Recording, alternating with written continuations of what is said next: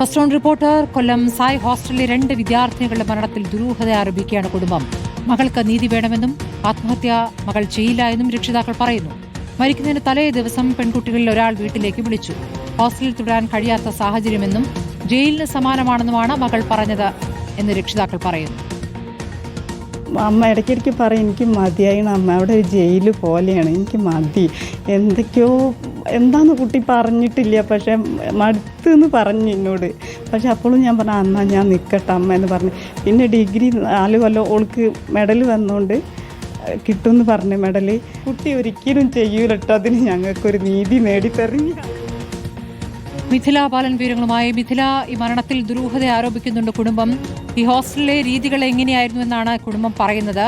2 കുട്ടികളാണ് മരിച്ചിരിക്കുന്നത്. 2 കുട്ടികളും തമ്മിൽ ബന്ധമൊന്നും ഉണ്ടായിരുന്നില്ല എന്നുള്ള വിവരങ്ങളും ലഭിക്കുകയാണ്. അപ്പോൾ വളരെ ഗുരുതരമായ ഒരു കാര്യമാണ്. എന്താണ് ഈ കുടുംബം ആരോപിക്കുന്നത് മിഥില?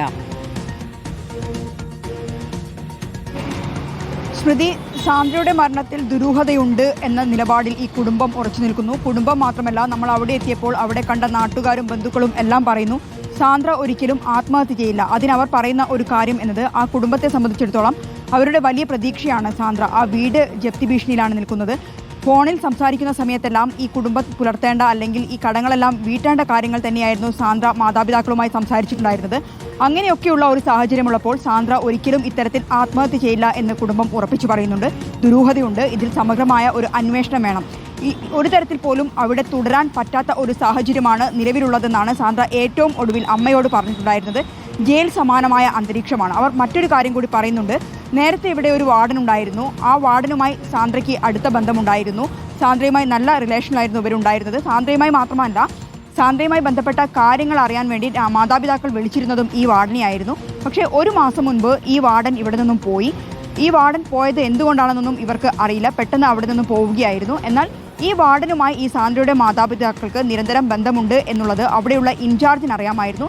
ഇനി സാന്ദ്രയുടെ മാതാപിതാക്കൾ, അതായത് പ്രത്യേകിച്ച് അമ്മ ഈ വാർഡനെ വിളിക്കുകയാണെങ്കിൽ സാന്ദ്രയെ ആ സ്ഥാപനത്തിൽ നിന്നും പുറത്താക്കുമെന്ന ഒരു ഭീഷണി ഇൻചാർജിന്റെ ഭാഗത്തുനിന്നും ഉണ്ടായിട്ടുണ്ടായിരുന്നു എന്നും മാതാപിതാക്കൾ പറയുന്നുണ്ട്. ഇത്തരം കാര്യങ്ങളെല്ലാം വെച്ച് മാത്രമല്ല, ഒരു തരത്തിൽ പോലും സഹിക്കാവുന്നതിലും അപ്പുറം സഹിച്ചു എന്നാണ് ഈ ഒരു ആത്മഹത്യാക്കുറിപ്പിൽ ഉള്ളതെന്ന് സാന്ദ്രയുടെ അച്ഛൻ്റെ സുഹൃത്ത്, ആ സുഹൃത്തായിരുന്നു ഈ ആത്മഹത്യാക്കുറിപ്പ് വായിച്ചിട്ടുണ്ടായിരുന്നത്.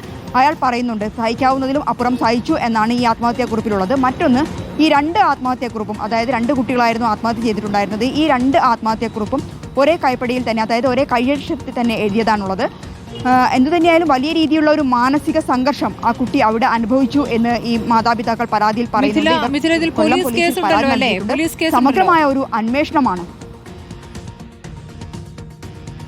തീർച്ചയായും കുടുംബത്തിന്റെ പരാതിയിൽ അസ്വാഭാവിക മരണത്തിന് പോലീസ് ഇപ്പോൾ കേസെടുത്ത് അന്വേഷണം ആരംഭിച്ചിട്ടുണ്ട്. കൊല്ലം പോലീസാണ്. ഇതിലൊരു സമഗ്രമായ ഒരു അന്വേഷണം വേണം. പ്രത്യേകിച്ച് മകൾ ഇത്തരം കാര്യങ്ങൾ മാതാപിതാക്കളോട് സൂചിപ്പിച്ച ഒരു സാഹചര്യത്തിൽ എന്തുതന്നെയായാലും സമഗ്രമായ ഒരു അന്വേഷണം വേണം എന്നാണ് പ്രത്യേക അന്വേഷണ സംഘം രൂപീകരിച്ചിരിക്കുന്നത്. അവർ ഇപ്പോൾ കൊല്ലത്ത് നിന്നും എത്തിയോ ഈ പെൺകുട്ടികളുടെ മാതാപിതാക്കളിൽ നിന്നും വിവരങ്ങൾ ശേഖരിക്കാൻ? സ്മൃതി, അത്തരമൊരു വിവരം മാതാപിതാക്കൾ പറഞ്ഞിട്ടില്ല. ആദ്യഘട്ടത്തിൽ കൊല്ലത്ത് പോയ സമയത്ത് പോലീസിൽ പരാതി നൽകിയിട്ടുണ്ടായിരുന്നു എന്നാണ് രക്ഷിതാക്കൾ പറഞ്ഞിട്ടുണ്ടായിരുന്നത്. മാത്രമല്ല, ഇവർ സായിക്കെതിരെ പറയുന്ന ഒരു കാര്യം എന്നത് ഇത്തരത്തിൽ ആത്മഹത്യ ഉണ്ടായ ആദ്യഘട്ടത്തിൽ എന്താണ് സംഭവിച്ചത് എന്ന് തങ്ങളെടുത്ത് മറച്ചുവെച്ചു. സാധാരണ സായി കേന്ദ്രത്തിൽ 5 മണിക്കാണ് പരിശീലനത്തിനായി ഈ വിദ്യാർത്ഥികളെ എണീക്കാറുള്ളത് ഹോസ്റ്റലിൽ നിന്നും. പക്ഷേ 5:30 ആയിട്ടും ഈ വിദ്യാർത്ഥികൾ എണീക്കാത്തതിനെ തുടർന്ന് വാതിൽ തട്ടി വിളിച്ചപ്പോഴാണ് ഇത്തരത്തിൽ ആത്മഹത്യ ചെയ്ത നിലയിൽ കണ്ടിട്ടുണ്ടായിരുന്നത്. പക്ഷേ ആ സമയത്തൊന്നും അറിയിച്ചില്ല. എന്താണ്, ഒരാൾ കൊല്ലത്തേക്ക് വരണം എന്ന ഒരു അറിയിപ്പ് മാത്രമാണ് രക്ഷിതാക്കൾക്ക് ലഭിച്ചത്. എന്നാൽ എന്താണ് മകൾക്ക് ഇത്തരത്തിൽ സംഭവിച്ചു എന്നതുൾപ്പെടെ ഒരു കാര്യവും പറഞ്ഞില്ല എന്ന് പറയുന്നുണ്ട്. കൊല്ലത്തു നിന്നുള്ള വിവരങ്ങൾ കൂടി നമുക്ക് ലഭിക്കേണ്ടതുണ്ടല്ലോ. AV ജയശങ്കർ കൊല്ലത്തു നിന്ന് വിവരങ്ങൾ നൽകും. ജയശങ്കർ, ഈ സായി ഹോസ്റ്റലിലെ ആത്മഹത്യ അത് ദുരൂഹമാണ് എന്നുള്ള ഒരു സൂചനകൾ ലഭിക്കുമ്പോൾ ഇവിടെ പ്രത്യേക അന്വേഷണ സംഘം രൂപീകരിച്ചിരിക്കുന്നു. അപ്പോൾ അവരുടെ നടപടികൾ ഇപ്പോൾ സായി ഹോസ്റ്റലിലേക്ക് എത്തിക്കഴിഞ്ഞോ? അവിടെ നിന്നും മൊഴിയെടുക്കലടക്കമുള്ള കാര്യങ്ങളിലേക്ക് കടന്നോ? അതായത് സ്മൃതി, മരണവുമായി ബന്ധപ്പെട്ട് അത് ആത്മഹത്യ എന്ന് പോലീസ് സ്ഥിരീകരിക്കുന്നുണ്ട്. കുട്ടികൾ ഹാങ് ചെയ്ത നിലയിലായിരുന്നു. മറ്റാരുടെങ്കിലും ഒരു ഇടപെടലുണ്ടെന്ന് പോലീസ് സംശയിക്കുന്നില്ല. പക്ഷേ ഈ ആത്മഹത്യയിലേക്ക് നയിച്ച കാരണങ്ങളിൽ ചില ദുരൂഹതകൾ പോലീസ് സംശയിക്കുന്നുണ്ട്. ഇക്കാര്യത്തിൽ വിശദമായൊരു അന്വേഷണം വേണമെന്നാണ് കൊച്ചി സിറ്റി പോലീസ് പറയുന്നത്. ഈ കാരണങ്ങൾ കൊണ്ട് തന്നെയാണ് കൊല്ലം സിറ്റി പോലീസ് പറയുന്നത്. ഈ കാരണങ്ങൾ കൊണ്ട് തന്നെയാണ് നിലവിൽ അസിസ്റ്റന്റ് പോലീസ് കമ്മീഷണറുടെ നേതൃത്വത്തിൽ ഒരു അന്വേഷണത്തിന് നിർദ്ദേശം നിലവിൽ കമ്മീഷണർ നൽകിയിരിക്കുന്നത്. ഈ കൊല്ലം ഈസ്റ്റ് SHO തന്നെയായിരിക്കും ഈ കേസ് അന്വേഷിക്കുക. വനിതാ SI ഉൾപ്പെടെ ഈ സംഘത്തിൽ നിയോഗിക്കുകയും ചെയ്തിട്ടുണ്ട്. ഈ അന്വേഷണത്തിലായിരിക്കും ഈ കേസുമായി ബന്ധപ്പെട്ട്, ഈ ആത്മഹത്യയുമായി ബന്ധപ്പെട്ട കൂടുതൽ കാര്യങ്ങൾ പുറത്തു വരിക. എന്തായാലും പോലീസ് നിലവിൽ ഈ മരണവുമായി ബന്ധപ്പെട്ട് കൂടുതൽ കാര്യങ്ങൾ വെളിപ്പെടുത്താൻ ഉദ്ദേശിക്കുന്നില്ല. കാരണം ഇതിൽ ചില വിഷയങ്ങൾ ഈ മരണവുമായി ബന്ധപ്പെട്ട്, ആത്മഹത്യയുമായി ബന്ധപ്പെട്ടുണ്ടെന്നാണ് പോലീസ് പറയുന്നത്. അക്കാര്യം കൃത്യമായ ഒരു അന്വേഷണം നടത്തണം.